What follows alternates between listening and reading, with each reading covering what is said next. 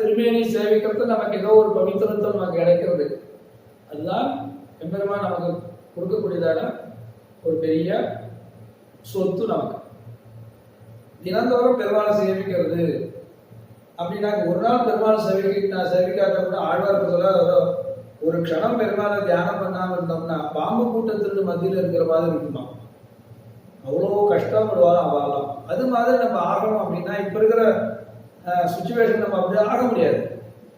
அதுக்குதான் இந்த பிரபத்தி சரணாகதின்னு கொண்டு வந்தது. பக்தி யோகம் வேண்டாம்னு சொன்னதுக்காக தானே திருப்பி திருப்பி ராமானந்தர் அதை சரி வராது உங்களுக்கு, நமக்குன்னு ஒரு வழியை காட்டினார். அதுதான் இப்ப அனுஷ்டிதமா நமக்கு கிடைச்சிருக்கு. அதுதான் அந்த கத்தியத்திரத்தை சொல்லிட்டு இருக்கேன். பரபக்தி பரஜானம் பரமபக்திகிருத பரிபூர்ண அனவரத நித்திய விசதம அனன்ய பிரயோஜன அனவதிகாரசிய பிரிய பகவத் அனுபவம் அப்படிங்கிறார்.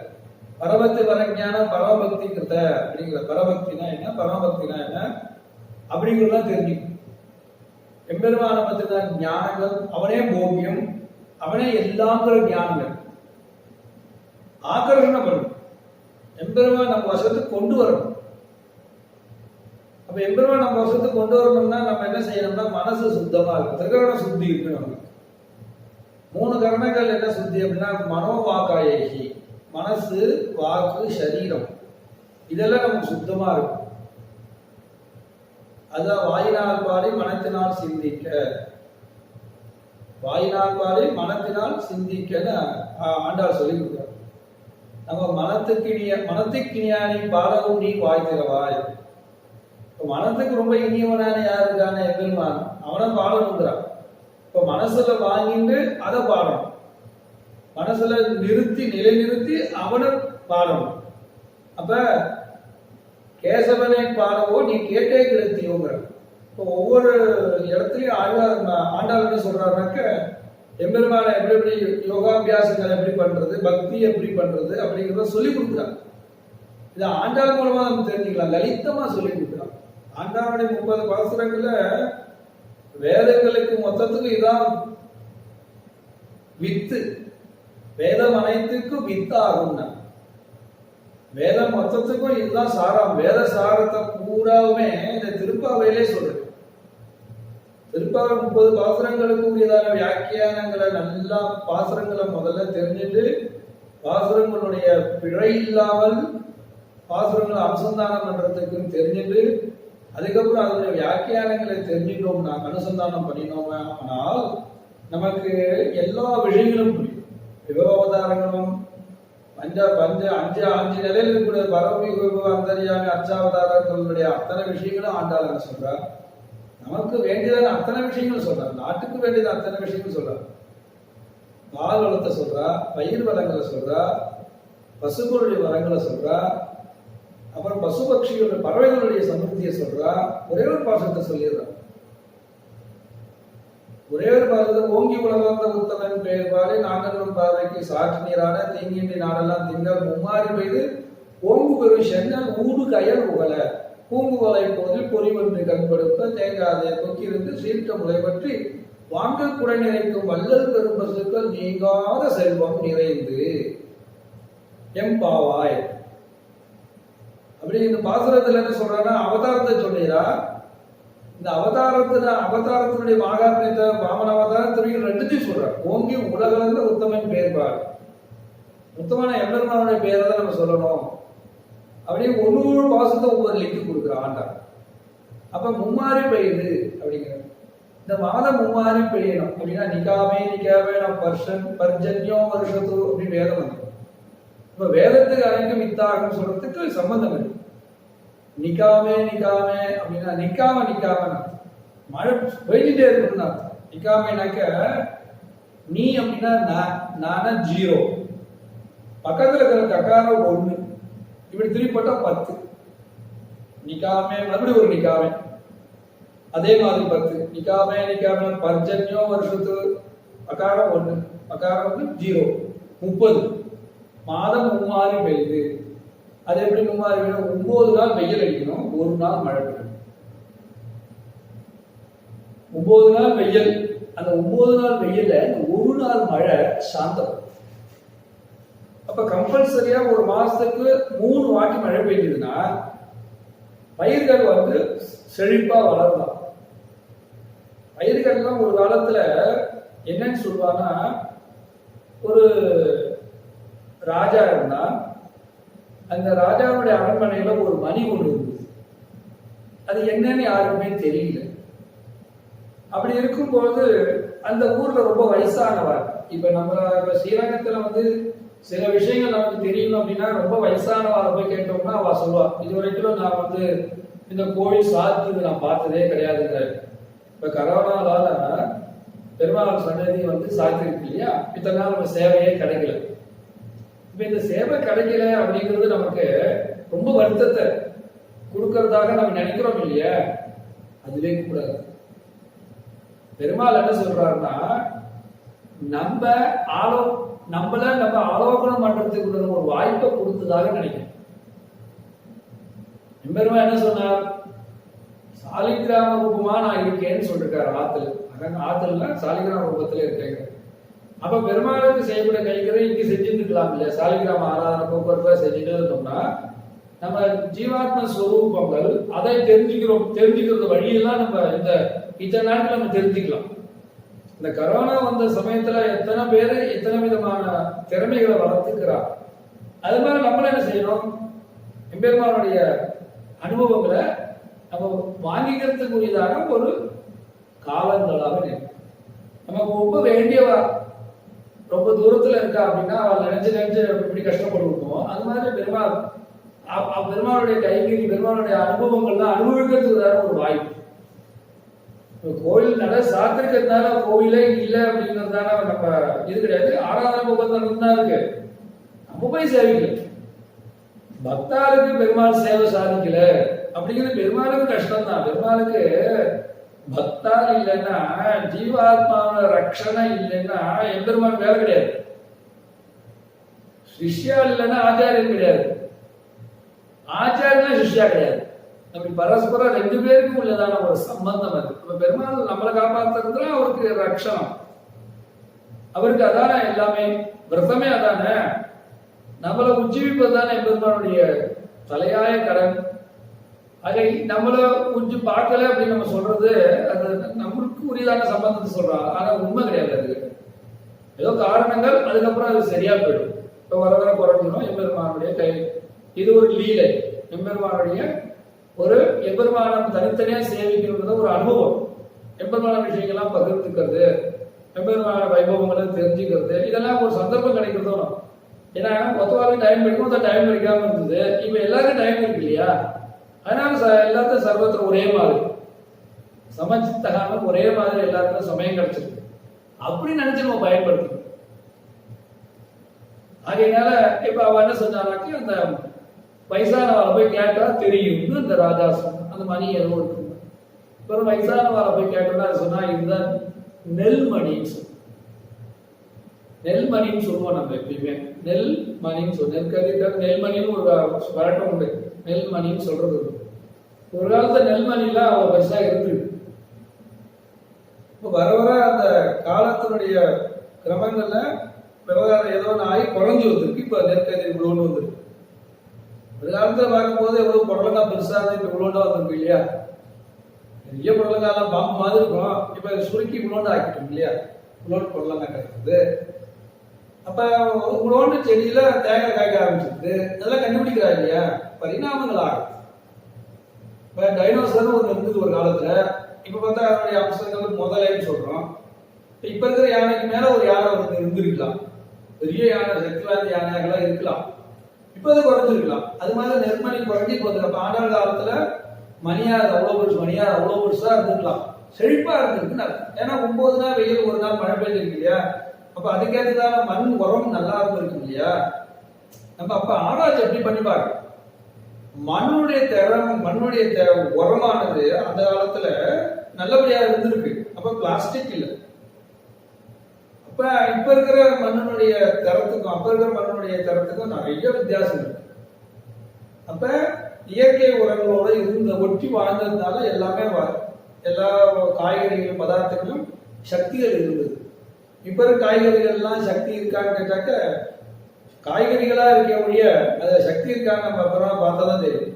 எவ்வளவு சாப்பிட்டாலும் திருப்பி சாப்பாடுலாம் பார்த்தோம்னா கொஞ்சோண்டு சாப்பிட்டா வயிறு ரொம்பிடும். இப்போனா எவ்வளோ சாதம் சாப்பிட்டா வயிறு ரொம்ப சாதங்கள்லாம் அரிசிலாம் பார்த்தீங்கன்னாக்கா ரொம்ப சன்னமா இருக்க ஆரம்பிக்கும். இப்போ அதில் யூரியாலாம் போட்டுக்கிட்டு தான் வளர்றது. காலதேச வர்த்தமானங்கள் நம்ம அனுசரித்து தான் போயாகணும். அதெல்லாம் நெல்மணிகள் அப்படின்னா. அப்போ நெல்மணி அதில் வந்து கயல் ஊடு கயல் உகலை அப்படிங்கிறான். இப்போ கயல்லாம் மீன் வளர்ச்சி, பறவைகளுடைய வளர்ச்சி எல்லாமே நிறைய இருந்திருக்குங்கிறான். இப்போ தாயோட அனுபவம் என்ன, எல்லாரும் எண்புற்று இருக்கணுங்கிறதான ஒரு அபிப்பிராயம், ஆண்டாளுடைய அபிப்பிராயம். ஓங்கி உலகளந்த ஒத்துமை பெரும்பாரி நாங்கள் பாவைக்குங்கிற அந்த பாசுரத்துல இந்த எம்பெருமானுடைய அவதாரங்களை நம்ம கண்முன்னால் காட்டுறான். விபவ அவதாரங்களும் அர்ச்சாவதாரம் சேர்த்தே காட்டு. வாமன அவதாரங்கள் இது விபவாதாரங்கள் அவதாரங்கள் தானே, ராமகிருஷ்ண அவதாரங்கள் சேர்ந்துக்கிறான். இப்ப வாமன அவதாரத்தையும் காட்டுறா, திருவிக்கிற அவதாரம் நம்ம காட்டுற கண்முன்னாலே நம்ம தாயார் காட்டுறதுனால நம்ம அனுபவிக்கணும். அப்ப அர்ச்சாரூபியா இருக்கிறது எந்த பெருமாள் நம்ம அப்படிதான் அனுபவிக்கணும்னு சொல்றோம். திருப்பி திருப்பி சொல்றோம். அர்ச்சாரூபியா இருக்கிற பெருமாள் எப்படி அனுபவிக்கணும்னாக்க கண்ணத்துல குழி கூட உழணுமா.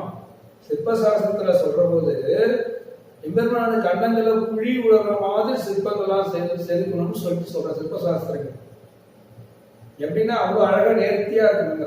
அப்ப அந்த பெருமாளை வந்து தியானம் பண்ணினாதான் அந்த அழகு வரும். ரங்கநாதனை எல்லாரும் ஏன் சேவிக்கிறா அப்படின்னு கேட்டா அபரிமிதமான ஆச்சரியமான அற்புதமான அழகு எம்பெருமான திருமேனி. எம்பெருமான திருமேனி பார்த்துட்டே இருக்கலாம். கிட்டத்தட்ட ஒரு 1.5 மாசம் பார்க்காம போயிட்டோம். நம்ம இப்ப எல்லாரும் ஆவலா இருப்போம், எப்ப கோயிலை திறப்பா, எப்ப கோயில், எப்ப பெருமாளை சேவிக்கணும் அப்படிங்கிற ஒரு பக்தி ரசமானது நிறைய உற்பத்தி ஆகிட்டே இருக்கு. எல்லா ஜீவராசிகளும் எல்லா நீர்நிலையும் சுத்தமா இருக்கு. இயற்கையை பார்த்தோம்னா எல்லாம் அது சௌக்கியமா இருக்கு. பெரும்பாலும் ஒரு சமயம் சௌக்கியமா இருக்கு. ஏன்னா எப்ப பார்த்தாலும் உழைச்சவா ரெஸ்ட் வேணும் இல்லையா. ரிட்டையர்மெண்ட் ஆகிறதா இல்லையா, ரொம்ப நாள் 1 வருஷம் உழைச்சுட்டா ரிட்டையர்மெண்ட் கொடுக்குற மாதிரி ஜீவராசிகள் என்ன செய்யணும்னாக்க நம்ம வாய் மூண்டு இருந்தோம்னா ஜீவராசி சௌக்கியமா இருக்கும். இப்ப திருப்பி ஆரம்பிச்சு வச்சுன்னா முடிஞ்சு போச்சு. மறுபடியும் இப்ப எல்லாம் சைனால பார்த்தீங்கன்னா ஏதோ ஒரு நதி சுத்தமா இருக்குன்னு சொல்லிட்டு அதை மெயின்டைன் பண்ணுங்கன்னு சொல்லிட்டு அந்த சைனாவுடைய அதிபர் என்ன சொல்றாங்கன்னா எப்படி பார்த்துருக்காரு, 2 நாள் டிவியில பார்த்தோம். அந்த நதி ரொம்ப நிர்மலமா இருக்கு, ரொம்ப சுத்தமா இருக்கு, அப்படியே இருக்கணுங்கிறா. அப்ப இப்ப இயற்கையெல்லாம் ரசிக்க ஆரம்பிச்சு, இயற்கைய ரசிக்க ஆரம்பிக்கிறதுக்கு ஒரு வாய்ப்பா இருப்பாலே. இது வியாதிங்கிறத விட்டுருக்கோம், வியாதிங்கிறது இருக்கு, நமக்கு வியாதிக்கு பஞ்சம் இல்லை. ஆனால் அந்த வியாதிக்கு மத்தியிலும் கூட நம்ம உழன்னு இருக்கோம்னா நமக்குள்ள ஏதோ ஒரு சக்தி இருக்கு இல்லையா. இப்ப உலகத்துல அத்தனை 130 கோடி ஜனங்களுக்கும் கரோனா வந்துருச்சுனாக்கா நம்ம சரி, நம்மளோட பக்தி ஒரு இடத்துலயும் ஒண்ணுமே இல்லைன்னு நம்ம நினைக்கலாம். அதே மீறிதான் நம்ம பெருமாள் காப்பாத்திட்டு இருக்காருதான அந்த உணர்வு நமக்கு வந்தா போதும். எல்லாரும் சௌக்கியமா வந்ததான சௌக்கியமா இருக்கணும் என்று பிரார்த்திக்கிறோம். நமக்கு வராம இருக்கணும் பிரார்த்திக்கிறோம். இந்த உடம்பு நமக்கும் வரக்கூடாது, எல்லா ரோகமும் க்ஷேமமா இருக்கணும், எல்லாரும் பிரேயர் பண்ணிட்டு இருக்கோம், பிரார்த்தனை பண்ணிட்டு இருக்கோம். அதுக்கு நம்ம எல்லா சனாதனம் அதான் சொல்லிக் கொடுக்குறது. உலகம் யாவையும் தாங்குலவாக்கிலும் நிலைவரத்திலும் நீங்களும் அலைகளா விளையாடுறியா தலைவர் என்னவருக்கே சரணாங்கன்னு சொன்ன மாதிரியே எம்பெருமானுடைய இந்த கருணையினால இந்த உலகத்துல கூடிய இந்த கொரோனாங்கிற வியாதியானது சீக்கிர நிவர்த்தியான பெருமாள் நம்ம டெய்லி பிரார்த்தனை பண்ணிக்கிறதுக்கு ஒரு சந்தர்ப்பம். ரெகுலரா போகும்போது இதை பத்தி கேட்கறது கிடையாது இல்லையா. சர்வே ஜனாக சுகினோ பவது சர்வாதா சம்பத சத்து வேதம் சொல்லிக் கொடுக்குறது. நம்ம சனாதனம் என்ன சொல்ற, எல்லாரும் சௌக்கியமா இருக்கு, எல்லாருக்கும் எல்லாம் கிடைக்கும் அப்படிதான் சொல்றது. அப்ப என்னன்னாக்க எல்லாருக்கும் எல்லாம் கிடைக்கணும், எல்லாம் சௌக்கியமா இருக்கணும் வேதம் சொல்லிக் கொடுக்குது. நம்மளோட வேதம் என்ன சொல்லிக்கணும்னா எல்லாரும் மகிழ்ச்சியா இருக்கணும், எல்லாரும் எம்பெருமானது பக்தியா இருக்கணும், எம்பெருமானது பிரீத்தியா இருக்கணும் சொல்லிக் கொடுக்கணும். அப்பா அம்மா மாதிரி இருக்கிற மாதிரி பெருமானத்தை பழகணுங்கிறான். நம்ம அம்மா அப்பா கிட்ட பழகிறதா இந்த பிரீத்தி இப்ப எப்படின்னு கேட்டாக்க சில குழந்தைகள் எல்லாமே இப்ப ஆத்துல பார்க்கும்போது தாத்தா பாட்டி கூட பேசுற ஒரு சந்தர்ப்பமே கிடைக்க மாட்டேங்குது. ஏன்னு கேட்டா அவருடைய படிப்புடைய பலம் அப்படி ரொம்ப பலமா இருக்கு. நிறைய ஆக்டிவிட்டி இருக்கிறதுனால குழந்தைகள் பெற்றோரிடத்த பேசுறது ரொம்ப கம்மியா இருக்கு. அவர்கிட்ட பேச பேச நமக்கு அனுபவங்கள் நிறைய கிடைக்கும். அவளுடைய அனுபவங்கள் நம்ம படிப்புக்கு உதவும். பெரியவா அப்படின்னு சொல்றது இல்லையா, அவ எல்லா விஷயமும் அனுபவிச்சவா. அனுபவிச்ச பிறகுதான் நம்ம அந்த விஷயங்களை நம்ம தெரிஞ்சுக்க முடியும். அது மாதிரி விபவதாரங்களை அனுபவிச்சதான ஆழ்வாரோடைய சரித்திரத்தை நம்ம பார்த்தோம்னா அந்த ஆழ்வாரோட சரித்திரத்தின் மூலமா அர்ச்சாரூபியான பெருமா நம்ம ரசிக்க முடியும். அதுதான் அர்ச்சைங்கிறது நமக்கு வந்துன்னா மடிவில் தேங்கி இருக்கும் நீர் போலேங்க ஆழ்வார்கள் சொல்ற மாதிரி. அப்ப அவதாரங்கள்ல இந்த மடுவில் இருக்கிற தீர்த்த மாதிரி நமக்கு சௌக்கியமா இருக்கு, அது விபவ அவதாரத்தோட கூடினது. திருப்பி திருப்பி என்னன்னா அர்ச்சாவதாரம் விபவ அவதாரத்தோட சேர்ந்தது. ராமகிருஷ்ண அவதாரம் சிம்ம அவதாரம் நம்ம எப்படி சேவிக்கிறோமோ அந்த சேவிக்கிறதுக்கான ஒரு எவிடன்ஸ் முன்னாடி வேணும் இல்லையா, அது யார் சொல்ற? ஆழ்வார்கள் சொல்றாங்க. அந்த ஆழ்வார்களுடைய அனுபவங்களையும் வாங்கிட்டு அதுதான் ராமானுஜர் கஜேந்திரத்தில் எழுதுறாரு. ஏன்னா அர்ச்சாரூபியார் யார்கிட்ட பிரார்த்தனை, யார்கிட்ட பிரபத்தி பண்றார்? சரணாகதி யார்கிட்ட பண்றா? தாயார் இடத்துல பண்றார், பெருமாளத்துல பண்றார். அப்ப தாயாரத்துல பெருமாளத்தை பண்றதுக்கு ராமானுஜருக்கு அந்த ராமாயணம் போக்குவரத்து காலக்ஷேபம் ஆயிருக்கு இல்லையா, அந்த காலக்ஷேபமான எம்பெருமானுடைய அந்த அவதாரங்களுடைய மகாத்மியத்தை பூரா உள் வாங்கிட்டு அதே தாயாருக்கு தெரியும். அப்படியே கொண்டு அர்ச்சாமூர்த்தியா சரி, அது மாதிரி எல்லாரும் பழகணும் அப்படிங்கிறது ராமானுஜருடைய ஆசை. அதான் சம்பிரதாயத்துக்கு நம்ம ராமானுஜர் ரொம்ப பொக்கிஷம். ராமானுஜர் பொக்கிஷம் நமக்கு எதுவுமே கிடையாது. ஏன்னா உபய வேதாந்தாச்சார் போட்டுக்கிறோம் இல்லையா, உபய வேதாந்தமும் வேணும்னு சொன்னா ராமானுஜர் வந்த பிறகுதான் உபய வேதாந்தம் வந்தது. ஊவேன் சுவாமி ஊவேன்னு சுருக்கிட்டு வாங்க. உபய வேதாந்தம் நமக்கு வேதமும் வேணும், 4000 அருளி செயல் வேணும். வெறும் வடமொழி தென்மொழி ரெண்டும் வேணும்.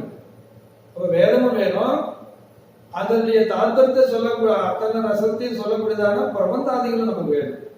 அருளி செயல் நமக்கு ரொம்ப முக்கியம். அதனாலதான் உபய வேதாந்தம். வேதமும் பிரபந்தாதிகளும் பகவத் விஷயமும் மீதி காலக்ஷேபத்துக்கு கிரந்தமான ஸ்ரீபாஷ்யாதிகள் வேதங்கள் எல்லாம் இருக்கு இல்லையா, அதை சேர்ந்துதான் நம்ம உபய வேதாந்தம். இப்ப எல்லா பூவையும் போட்டுக்கிறோம். நம்ம சமுதாயத்துக்கு பூவையை போடுறதுக்கு காரணமே ராமானுஜர் தான். உங்களுடைய தோப்பனாருக்கு முன்னாடி நம்ம இன்ஷியல் போட்டுக்கிறோம் இல்லையா, நம்ம ஸ்ரீவைஷ்ணவ சமுதாயத்துல நமக்கு ஒரு இன்ஷியல் கொடுத்தது ராமானுஜர். அதை நம்ம சந்தோஷப்படணும் இல்லையா. நமக்கு ஒரு தோப்பனார் மாதிரி ராமானுஜர், ஆச்சாரிய தோப்பனார் ஸ்தானம் இல்லையா. ஆனா ராமானுஜர் நமக்கு வைபவம்னு சொல்லிட்டு இருக்கோம். ராமானுஜ வைபவத்தை பறக்க எங்க பேசுறோமோ அதுதான் நம்மளுடைய கடமை. குரு பிரகாசாய தீமான் ஆச்சாரிய அனுபவங்களை எல்லா இடத்துலையும் சொல்லணும், எல்லாருக்கும் சொல்லணும். அது ரகசியம் கிடையாது. ஆச்சாரனுடைய விஷயங்களை பூராவுமே பறக்க பேசுறோம் எவனோ அந்த அவன் தான் சிஷ்யத்தை சித்திக்கிறது. ஆந்தனையும் கைகாட்டி அப்படிங்கிறார் ஆச்சாரியன். இவன் இந்த காரியத்தை செய்வான் ஆச்சாரியன் தெரிஞ்சு அவனை நியமிப்பார். எல்லாரையும் ஆச்சாரியன் சொல்ல மாட்டார். 10 பேர் தானே ஆச்சாரம் கூப்பிட்டு அந்த காரியம் பண்ணுவார். அப்ப அவனுக்கு அதனுடைய விவரம் கூட தெரிஞ்சிருக்கும்போது ஆச்சாரியன் தெரியும். அப்ப ஒவ்வொரு சிஷ்யாவுடைய விவரம் கூட ஆச்சாரியன் தெரியும். அது ஆச்சாரியத்துவம். எப்படின்னு கேட்டா, ஒரு ஆச்சாரியனுக்கு ஒரு குரு போனார், பின்னாடி 4 சிஷ்யா போனார். அந்த 4 சிஷ்யா போகும்போது என்ன ஆச்சுனாக்க, அந்த ஒரு சேத்துல யாரோ வயசானவர் மாட்டிக்கிட்டார் காட்டுல போகும்போது. இப்ப அவர் என்ன செஞ்சாங்கன்னா அந்த சிஷ்யாவை கொடுத்து காப்பாற்றுவோன்னா கையை எடுத்து